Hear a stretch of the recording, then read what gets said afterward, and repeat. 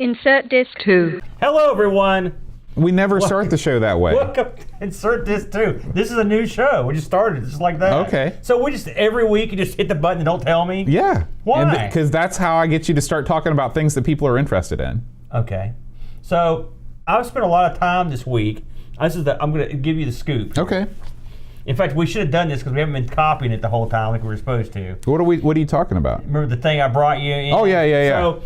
So, you know, as I mentioned on our previous episode of Amigos, Everything Amiga podcast, I'm in the process of revamping my arcade, right? And one of the things I did was I got rid of the main event machine, and I've brought in our old control panel. Yeah, you traded a dog for a thoroughbred. Well, listen, it worked out. So I thought, hey, it's been a long time since I used a new front end on the old arcade machine. And so I knew that the guy that did coin ops on the Xbox had a new front end out. Now, and this isn't going to be a whole technical topic, but I wanted to get into it a little bit. So anyone that has an Xbox, a modded Xbox, probably knows about coin ops, which is the front end software that you use to play all the different emulators. It binds them all together, right? One emulator to rule them all. The mad genius Brittany Pears has put this together, much unliked in the Xbox community, because the contention is he just took all these emulators and used them in this big CoinOps package. Didn't ask for help or didn't ask anybody to do it. These people also forget that if it wasn't for him, there would be no Xbox community. Right. So there's that. So I mean, and Brittany is an odd cat, all right. But I mean, again, he's a crazy mad genius. So he has turned his watchful Sauron-like gaze to the PC, and he has a new thing that just came out really in the past month called CoinOps Forgotten Worlds, the newest version. So what is this? And I'm talking about it now because I'm recommending it, and that's why. Forgotten Worlds is a software package that you can download at those places you get things like this, right? And it is an all-encompassing software package for your PC that has a hefty library of titles over various systems, and all the controls are all preset to match what a normal person would use their controller with, and all speed hacks and whatnot are invested in, so everything should work at its optimum capacity.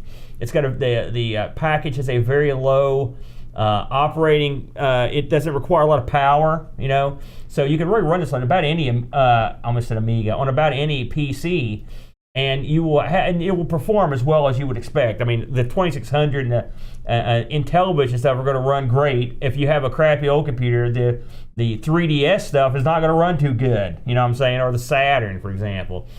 So you can download this package in several different chunks. You can get a light version, and the one I got was like the full-on super version. Oh yeah. Now, the fellows make packages you can add to this, and to give you additional games or additional systems. And I've pulled down several of these, and I've got a build that's about 350 gigs of data. Now I added a few things of my own. Adding things to this is not too difficult. It's not like the Xbox where you couldn't add things, but you have to. A lot of times you have to go rename them to match them up with the whatever video or icons you've got. There are separate ways you can list these things too.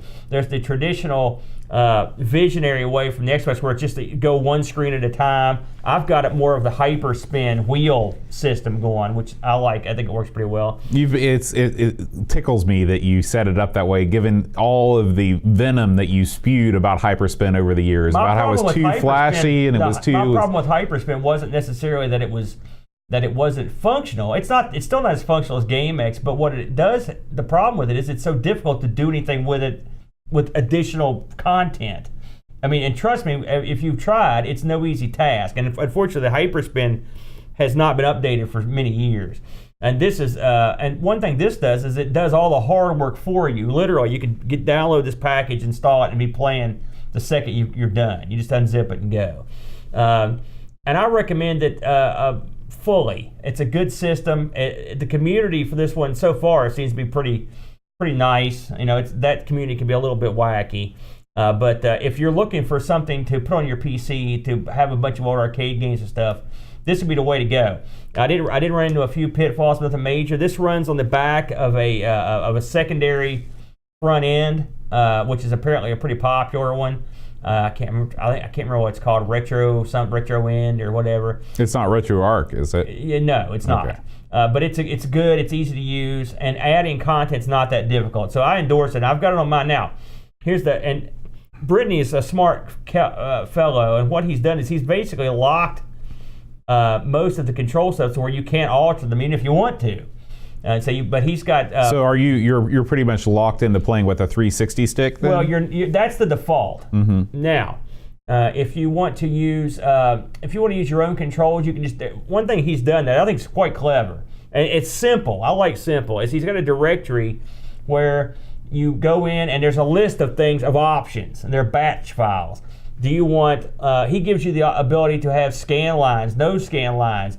Bezels, no bezels, bezels with a glass with scan lines, bezels with no, all these different things. And you can also unlock the controls. You can use MAME64 instead of MAME32. You can decide how you want the screen to be formatted, all with these batch files. There's also a default. It just takes everything back to start in case you screw up. It's a good system. And unlike CoinOps, which he had locked down like a tyrant, you couldn't do anything on CoinOps unless he supported it. This you can pretty much do what you like. So you can even change the interface controls. Now, I put this on the arcade machine, and it works fine until you move out into stuff that won't work on an arcade machine very well. And we both know what I mean. N64 or stuff that requires analog sticks, or like you're not going to be playing like a lot of weird stuff on there. But the arcade stuff looks nice. It's a good front end for that. This thing supports. I've been out of the emulator game on the PC for a long time. I didn't realize how advanced it's gotten. The Saturn emulator works quite nicely now. There's a 3DS emulator that works halfway decent. The Wii U emulator works really well. I was surprised at that. That works quite nicely. There are several Sega chipset emulators that, like, I'm talking Scud Racer and some of the real high-end racing games that you can play now that look real nice. Really? So if you've got a beefy system, and I'm running this stuff. Well, I've been using my i7 and I've got an i3, and they run pretty well, really, in all honesty. So if you've got a decent system, you should be able to run these emulators at a pretty good clip. Now, you should talk a little bit about your particular arcade setup. It's ingenious what you've done with this. I mean, the foresight that you had when you connected, like when you put the trackball there. I mean, just it's amazing what you did. Well, I can't tell if you're being funny or not. No, I think it's great. What we've done, this was really my brother's. My brother suggested this years ago, and I poo-pooed him. I hate it because I wanted an authentic arcade machine. But we have a big, massive 4-player. What it was originally was a NFL Blitz, but it had been converted to a Royal Rumble. But it was one of those deals where it's like there's a big pedestal arcade control panel, and then it shoots back, and there's a little like area that goes into where the screen and stuff is, and they separate. And so Brent years ago was like, why don't you just take that control panel off, and then we'll get a TV and use it? Because the funny thing is we've been using the TV in the arcade machine for years. And I was like, no, it's not the same. I want the authentic arcade feel. Well, after fooling with the arcade machine I had for years and years, and having to go through recutting panels and trying to find LCD monitors that had the right had the right pitch so you could see from side to side without having any problem, I just gave up. I said, listen, let's do it. I went and sold the arcade machine I had. I brought that. Me and Brent moved the pedestal arcade control panel up, and then I just went out and got a 43-inch flat panel television, hung it on the wall. And it works great. It's so much better than I would have imagined. This is the first time I've played any arcade games on an LCD screen of any size, that close. I mean, I played in the house, and this is the first time I've really noticed the pixelation. And so what I've done, and I can live with it, but what I've done is started going down the list of various scan lines and different sort of coverings to see if I can make it look better. And I found one I really like, and it actually looks quite nice.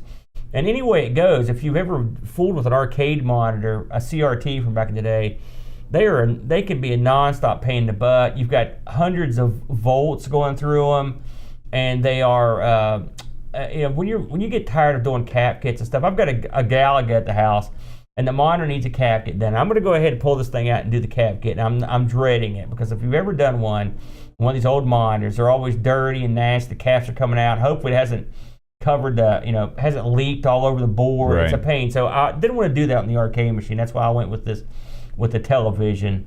But it's been great. I've played the crap out of it. I've played more arcade games this week than I've played in years. Probably. Yeah, it's funny. What I'm going to do is I'm actually going to, using your build, I'm going to take the Pi that's currently out of my machine and move that into another room and basically just run an HDMI splitter out of the desktop that we're using to record this right now and run it over and actually put a TV in that arcade machine.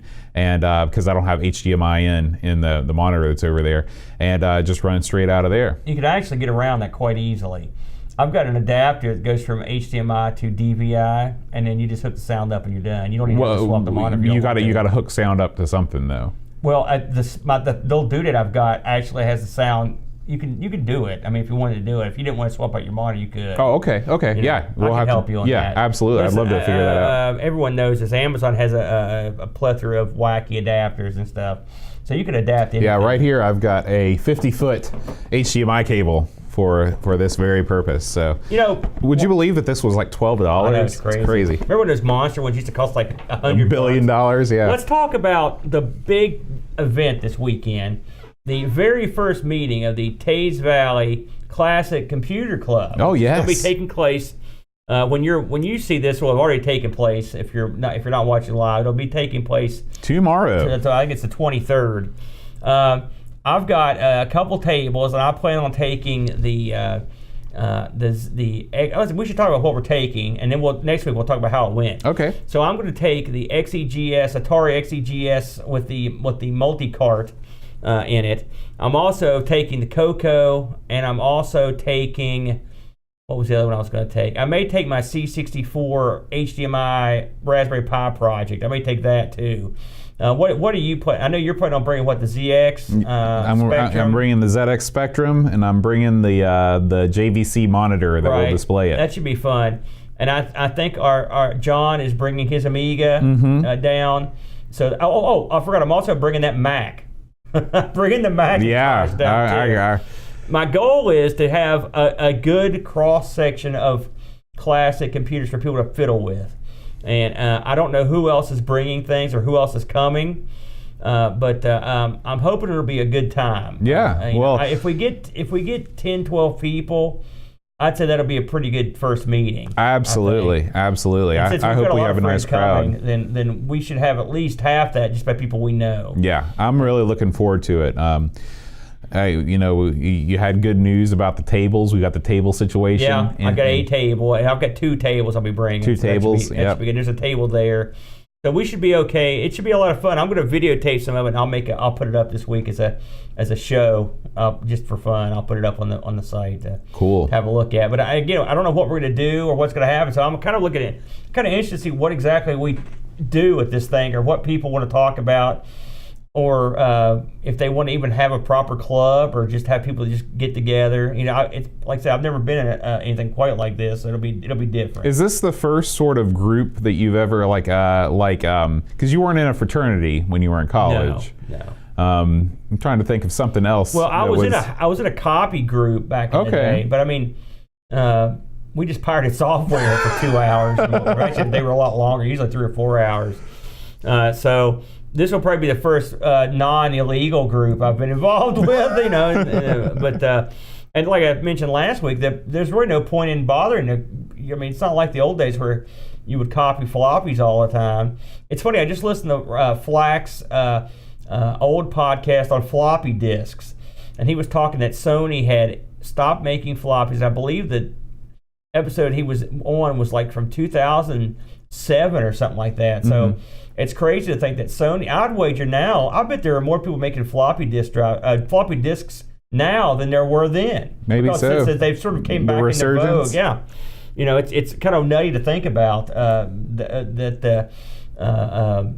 Sony, I didn't realize Sony made 70% of the floppy disks in that year. Weird. So now who knows who's making what? It's kind of crazy, but don't mean floppies copied at this thing. In fact, I was thinking how if it was going to be a big deal because there's no internet there, but I don't think it matters. No. None of these computers can get on the internet. That's right. So we're fine. That's right.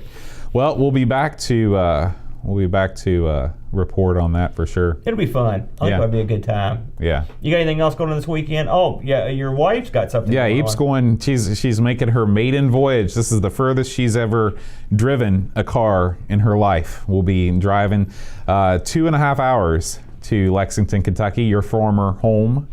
Now you were gonna go with her, but I was going to go with her, but several things conspired against me. I was going to go at first because I like to do kendo, and that's the closest place to do kendo. Yeah. And but I emailed my sensei, and he was like, "There's no kendo this weekend. Sorry." Yeah. And so this thing runs from 9 in the morning till 6 at night. Yeah. It's a long time to sort of meander around Lexington. And she's learning. What was it? So she's doing Zumba. Zumba. Yeah, she's learning. This is a Zumba instructor seminar.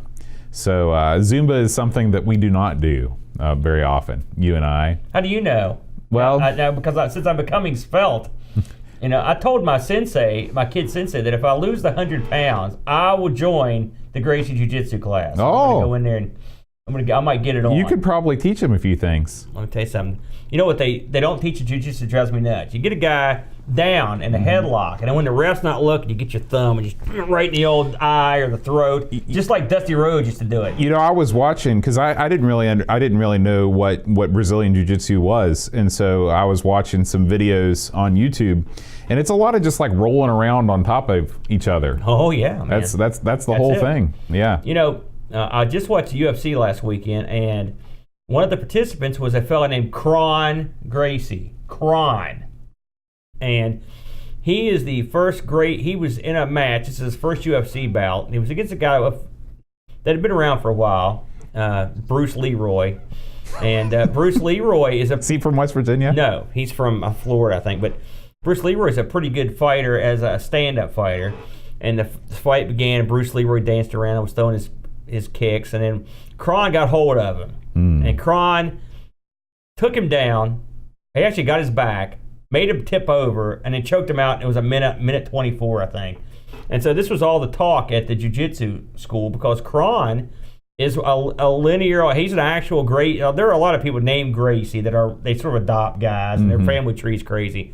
But this guy's a legitimate Gracie, and he's been a Brazilian jiu-jitsu star for years, and this is the first time a Gracie has won in the UFC since I think they said '94, which is quite amazing considering the Gracies basically invented UFC and were the guys that ran it. Really? The first couple. Yeah, that was they were the ones that came up with the concept in the early days. What was the competitor to UFC? What was the other one? There've been many. There's many. What was the big one? There's Bellator. There was in Japan you had Pride.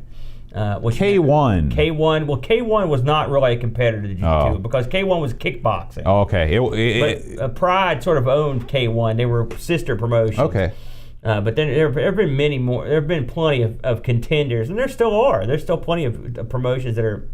Bellator, I'd say their nearest competitor, but In other martial arts news, I'm taking an Iaido test tomorrow. Oh yeah. Yeah, testing for blue belt. Wait a minute. Where are you going to take that at? St. Albans at the dojo. Oh, I see. Okay. Then this is not the sword thing. This is the sword. This is not kendo and Iaido. I don't understand why did you call the guys in Lexington to see if you could come down if you were going to go get your belt here? Because I was not going to. Originally, I told the guys here that I wasn't going to be able to test this time because I was taking Eep to Lexington. Oh, I see. And I thought that I would be able to go down there and at least be able to do kendo for a couple hours. So you're taking over at Roger Jarrett's school? Yeah. Well, good luck. Blue belt. Yeah. Not bad, eh? Yeah, and tomorrow Chad is coming to spectate Iaido. He has bought a hakama and he's bought a gi. Oh, and so he's getting in on it. He's getting in on it. Hat Chad is a bear of a man, and I think he would be a tremendous judo or jiu-jitsu practitioner. I don't know enough about your particular art to know how he'll fare in that. It'll be interesting to see. But anyway, all kinds of awesome stuff going on. Now look, free lunch knows something about MMA. That's true. Hoyt, one of the reasons the Gracies sort of abandoned the UFC is because they did not like the round system that was established, which was part of getting MMA recognized as a legitimate sport and with various state commissions. Is this like how you can only have the tough guy competition in certain states? Well, what it is the Gracie's jiu-jitsu is basically like they've been in plenty of 2-hour fights that are often just them holding you down until you run out of gas and they find an angle to choke you out. When you say choke you out, what does that mean? That they physically choke you until you pass out? Yeah, really, they cut off the blood to your brain. So that seems like it would do some long-term damage. No, not if you don't. If you hold it on them, you probably could.